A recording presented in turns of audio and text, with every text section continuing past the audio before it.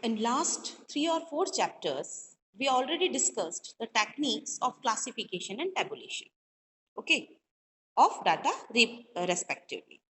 However, techniques of presenting data in tabular form is not always interesting to a common man. So, statistical table may be confusing and also may be fail to convey the message effectively. The statistical results may be presented effectively mainly in two ways. First is diagrammatic presentation and second is graphic presentation. And now this chapter is focused on diagrammatic presentation. Okay. So what do you mean by diagrammatic presentation and what's are their importance? है ना? तो first topic है हमारा meaning of diagrammatic presentation. क्या होता है diagrammatic presentation करना? It is a technique, है ना, टू प्रेजेंटिंग डाटा. तो diagrammatic presentation is a technique of presenting data in the form of diagrams such as bar diagrams, rectangles, pictogram and cartograms, etc. Okay. Diagrammatic presentation is the most popular and common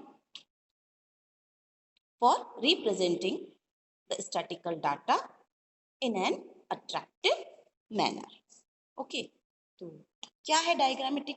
आपको सबको पता है, आपने देखा है ना किसी भी चीज को अगर हम डायग्रामेटिक, एक तो अपन जैसे समझ लो आप 10th पढ़ कर आए हो, एक तो आपका आई का स्ट्रक्चर डायग्राम से बताने को कहे और एक आपको पैराग्राफ से समझाने को कहे, तो कौन सा अट्रैक्टिव लगेगा?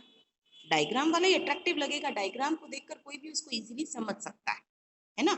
आपको आपके साइंस के टीचर और हर चीज क्या कैसे समझाते थे? एसएसटी के टीचर और हर चीज को डायग्रामेटिक का प्रेजेंटेशन करके समझाते थे कि नहीं? तो उससे आपके लिए चीजें क्या हो जाती थी? अट्रैक्टिव हो जाती थी, इंटरेस्टिंग हो जाती थी, आप उसको बहुत ही इजीली समझ पाते थे. तो वही चीज है कि हमें किसी भी इंफॉर्मेशन को अगर किसी से शेयर करना है तो क्यों ना उसे अट्रैक्टिव वे में शेयर की जाए ताकि लोग अच्छे से उसको समझ सके, जिसे हमें इंफॉर्मेशन देनी है वो उसे अच्छे से समझ सके, है ना. तो उसे हम बार डायग्राम में एक्सप्रेस कर सकते हैं, रेक्टेंगल, ये सब आप पढ़ चुके हो, है ना. बार डायग्राम्स, रेक्टेंगल, पिक्टोग्राम, ये सारे डायग्राम्स आप देख चुके हो, है ना, और आगे भी हम उसको देखेंगे. अब हम बात करेंगे इंपॉर्टेंस ऑफ डायग्राम की. क्या इंपॉर्टेंस है डायग्राम्स की? तो सबसे पहला ही इंपॉर्टेंस क्या हो गया? इससे कोई भी कंटेंट जो है, कोई भी इंफॉर्मेशन है वो कैसी हो जाती है? अट्रैक्टिव और पॉपुलर हो जाती है. किसी बस सारी पूरी क्लास को मैम ने कहा आई का स्ट्रक्चर बना कर लाओ, ठीक है, एक तो वो अट्रैक्टिव हो गई और किसी का बहुत ही सुंदर बना तो बच्चा तो पॉपुलर हो गया, उसका आई का स्ट्रक्चर बहुत ही अच्छा था. तो क्या हो गया?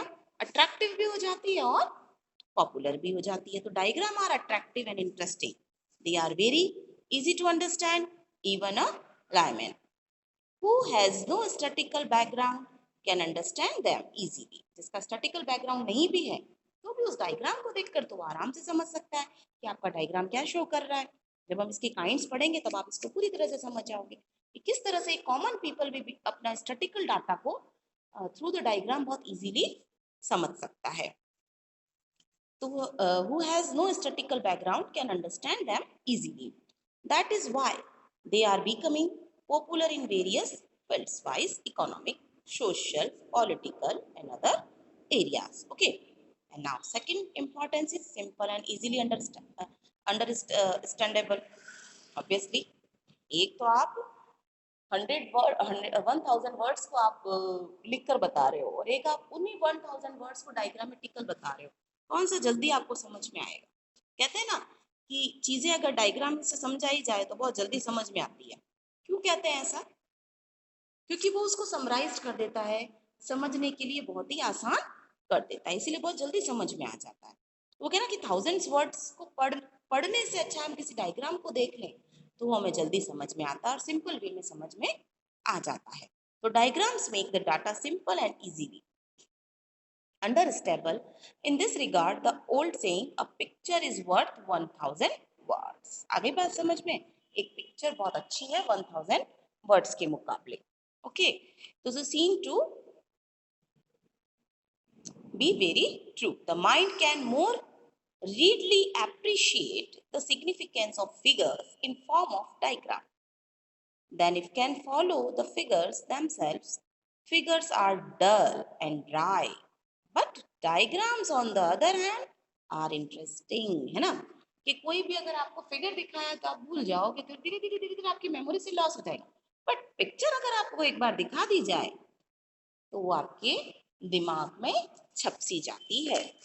उसके बाद आता है इफेक्टिव. ऑब्वियसली इफेक्टिव है, बहुत लॉन्ग टाइम तक आपके दिमाग में बनी रहती है. तो diagrams are more effective than the tables as they have more lasting effect on the mind. बहुत लंबा समय तक आपके माइंड में ये चीज रहती है.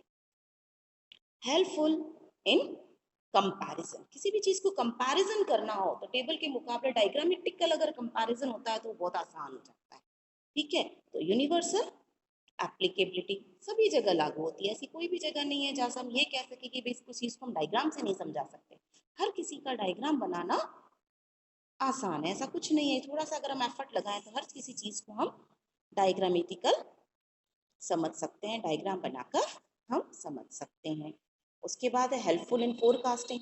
बिल्कुल, फोरकास्टिंग में भी जब हमारे पास पूरा डाटा, पूरा ना जितना भी आपके पास जो डेटा है वो आपके पास एज ए डायग्राम पड़ा है तो आप उसकी फोरकास्टिंग बड़े आसान से, किसी भी चीज़ की फोरकास्टिंग करना अब आपके लिए मुश्किल नहीं है क्योंकि सारी फिगर आपके एज ए डायग्रामेटिक आपके सामने शो हो रही है. तो आपके लिए बहुत आसान हो जाएगा कि अब जाएगा या राइज जाएगा, है ना.